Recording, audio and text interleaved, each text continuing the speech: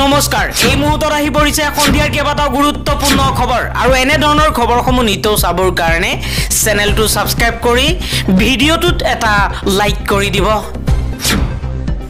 এই মুহূৰ্তত জনাই আছো এটা গুৰুত্বপূৰ্ণ খবৰ হিন্দু বাংলাদেশীক লৈ ডাঙৰ মন্তব্য কৰিছে হিমন্ত বিশ্ব শৰ্মাই অসমৰ ডিটেনচন কেম্পত এজনো হিন্দু বাংলাদেশী নাই গৰীব দুখীয়াক লৈ ৰাজনীতি কৰিব নাপায় নিৰ্বাচন আহিলেই হিমন্ত বিশ্ব শৰ্মাৰ চৰকাৰে উচ্ছেদ নচলায় গৰীব দুখীয়া খিলঞ্জীয়া মানুহৰ মাটি কাঢ়ি নিয়া লোকৰ ওপৰতহে উচ্ছেদ চলায় পৰৱৰ্তী খবৰ হিন্দু বঙালী সমৰ্থন নকৰিলে বিজেপিৰ ককাল ভাঙিব এইবাৰ হিমন্ত বিশ্ব শৰ্মাৰ বিজেপি চৰকাৰক লৈ এই মন্তব্য কৰিছে সুস্মিতা দেৱে কৈছে বিটিচিত বৰ্তমান সময়ত হিন্দু বঙালী লোকৰ সংখ্যা বেছি আৰু 2026 চনক লক্ষ্য কৰি হিমন্ত বিশ্ব শৰ্মাই গাদী দখল কৰাৰ বাবে এনেকুৱা ৰাজনীতি কৰি আছে হিন্দু বঙালী সকলক লৈ ৰাজনীতি কৰিলে বিজেপিৰ ককাল ভাঙি যাব বুলি জানি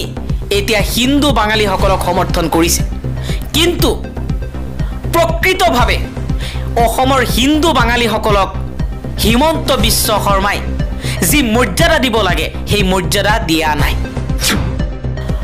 আন এটা খবৰ অনুপ্ৰৱেশক লৈ কঠোৰ মন্তব্য কৰিছে প্ৰধানমন্ত্ৰী মোদীয়ে অনুপ্ৰৱেশকাৰীয়ে বিহাৰ পশ্চিম বংগ অসমৰ জনগাঁথনি সলনি কৰিছে আমাৰ মা ভগ্নীসকলৰ প্ৰতি অনুপ্ৰৱেশকাৰীয়ে ভাবুকি আনিছে বিহাৰৰ জনসভাত এই মন্তব্য কৰিছে প্ৰধানমন্ত্ৰী নৰেন্দ্ৰ মোদীয়ে আজি বিহাৰক এখন জনসভা সম্বোধন কৰিছিল প্ৰধানমন্ত্ৰী মোদীয়ে সেই জনসভাত অনুপ্ৰৱেশকাৰীক লৈ কঠোৰ মন্তব্য কৰিছে প্ৰধানমন্ত্ৰী মোদীয়ে কৈছে বিহাৰ পশ্চিম বংগ আৰু অসমৰ জনগাঁথনি সলনি কৰিছে অনুপ্ৰৱেশকাৰীসকলে অনুপ্ৰৱেশকাৰীৰ বিৰুদ্ধে অভিযান চলিব ইয়া মোদীৰ গ্যাৰান্টি বুলি মন্তব্য কৰিছে প্ৰধানমন্ত্ৰী মোদীয়ে আন এটা খবৰ নতুনকৈ গঠন হ'ব মন্ত্ৰীসভা মেঘালয়ৰ ৰাজনীতিত পথ পৰিৱৰ্তনৰ ইংগিত একেলগে 8 গৰাকী মন্ত্ৰীৰ পদত্যাগ ৰাজ্যপালৰ হাতত পদত্যাগ পত্ৰ দাখিল কৰিছে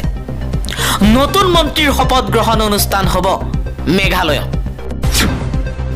পৰৱৰ্তী খবৰ ভাৰতলৈ ইলিছ মাছ ৰপ্তানি কৰিবলৈ 37টা বাংলাদেশী কোম্পানীক অনুমোদন ভাৰত চৰকাৰৰ আগন্তুক দুৰ্গা পূজা উপলক্ষে ভাৰতলৈ 1200 মেট্ৰিক টন ইলিছ মাছ ৰপ্তানি কৰিবলৈ 37টা কোম্পানীক অনুমোদন প্ৰদান কৰিছে বাণিজ্য মন্ত্ৰালয়ে 16 ছেপ্টেম্বৰৰ পৰা 5 অক্টোবৰলৈ বৈধ হ'ব এই অনুমতি আন এটা খবৰ বাংলাদেশৰ পৰা নাইজেৰিয়ালৈ 16000 বিদেশীক ভাৰতৰ পৰা বিতাৰিত কৰাৰ প্ৰস্তুতি চলাইছে কেন্দ্ৰই আন্তঃৰাষ্ট্ৰীয় ড্ৰাগছ গেঙৰ বিৰুদ্ধে কেন্দ্ৰীয় চৰকাৰৰ এক ডাঙৰ পদক্ষেপ ড্ৰাগছ সম্পৰ্কীয় অপৰাধত জড়িত 16000 বিদেশীক বিতৰণৰ প্ৰস্তুতি আৰম্ভ কৰিছে গৃহ মন্ত্ৰালয়ে বৰ্তমান এই সকল বিদেশী নাগৰিক দেশৰ কেইবাখনো ৰাজ্যৰ কাৰাগাৰ বা ডিটেনচন কেম্পত বন্দী হৈ আছে নাৰ্কটিক কন্ট্ৰোল ব্যুৰোৰ প্ৰতিবেদন অনুসৰি এই পদক্ষেপ গ্ৰহণ কৰা বুলি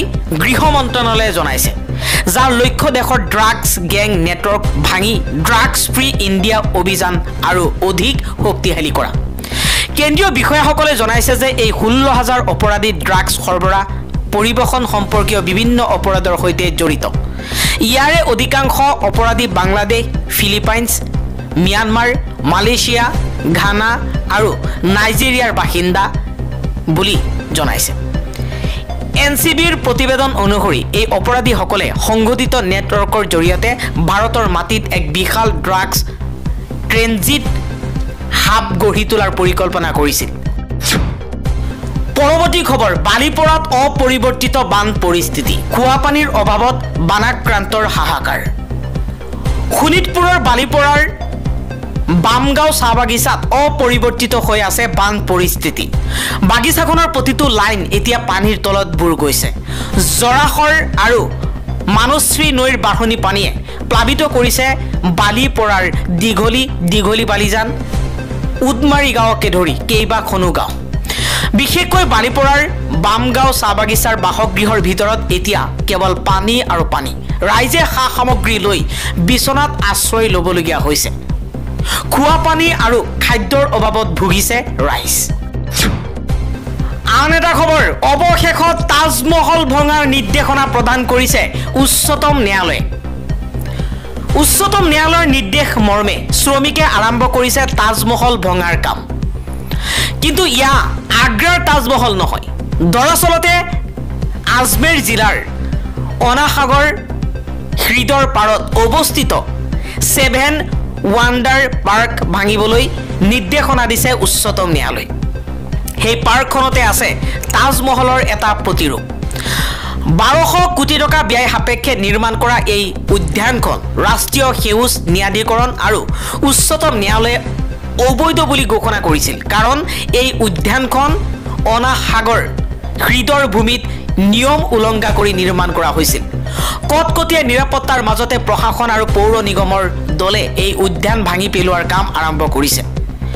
এই কাৰ্যৰ সময়তে ক্ৰেনেৰে আইফেল টাৱাৰৰ আৰ্হিটো সম্পূৰ্ণৰূপে আঁতৰাই পেলোৱাৰ বিপৰীতে শিল্পীসকলে হাতুৰি আৰু বৈদেশিক কাটাৰেৰে তাজমহলৰ প্ৰতিৰূপ ভাঙিবলৈ আৰম্ভ কৰিছে।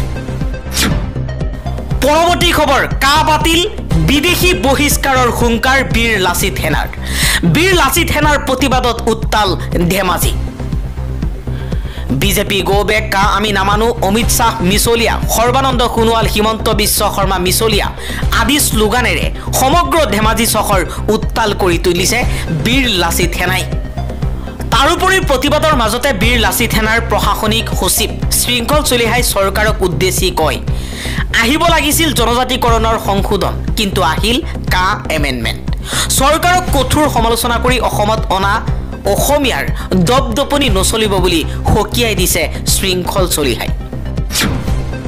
আন এটা খবৰ, শিক্ষানুষ্ঠান পৰিসৰত কৰা হিংসাৰ বাবে NIT শিলচৰৰ 5জন বাংলাদেশৰ শিক্ষাৰ্থীক নিলম্বন। অসমৰ শিলচৰস্থিত নেশ্যনেল ইনষ্টিটিউট অৱ টেকনলজিয়ে যোৱা 8 ছেপ্টেম্বৰত কেম্পাছ হিংসাত ভূমিকা লোৱাৰ বাবে 5জন বাংলাদেশী ছাত্ৰক নিলম্বন কৰিছে। NITয়ে শিলচৰৰ পঞ্জীয়কে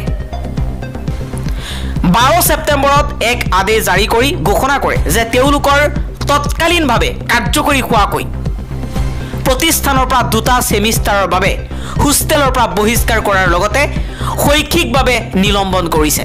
এই নিলম্বন 2026 চনৰ জুন মাহলৈকে প্ৰযোজ্য বুলি আদেশত উল্লেখ কৰা হৈছে। পৰৱৰ্তী খবৰ, বিশেষ প্ৰয়োজন নাথাকিলে ঘৰৰ পৰা নোলাব। কৃত্ৰিম বানত স্তব্ধ হৈ পৰিছে গুৱাহাটী মহানগৰী। প্ৰতিকূল বতৰৰ পৰিপ্ৰেক্ষিতত জনসাধাৰণৰ সুৰক্ষাৰ স্বাৰ্থত চৰকাৰীভাৱে এই আহ্বান জনোৱা হৈছে। গুৱাহাটী মহানগৰ এতিয়া মহাসাগৰলৈ পৰিৱৰ্তন হৈছে। বিশেষ কোনো কাম নাথাকিলে ঘৰৰ পৰা নোলাব। ৰাইজৰ প্ৰতি এই আহ্বান জনাইছে চৰকাৰে। বিশেষকৈ গুৱাহাটী মহানগৰীৰ ৰাইজক বিনা কাৰণত ঘৰৰ পৰা বাহিৰলৈ ওলাই নাহিবলৈ অনুৰোধ জনাইছে। প্ৰতিকূল বতৰৰ প্ৰতি লক্ষ্য ৰাখি প্ৰশাসনে এই আহ্বান জনাইছে। গুৱাহাটী মহানগৰৰ লগতে ৰাজ্যৰ ভিন্ন প্ৰান্তত পৰৱৰ্তী 2-3 দিন ধৰি অধিক বৰষুণ হোৱাৰ সম্ভাৱনা আছে।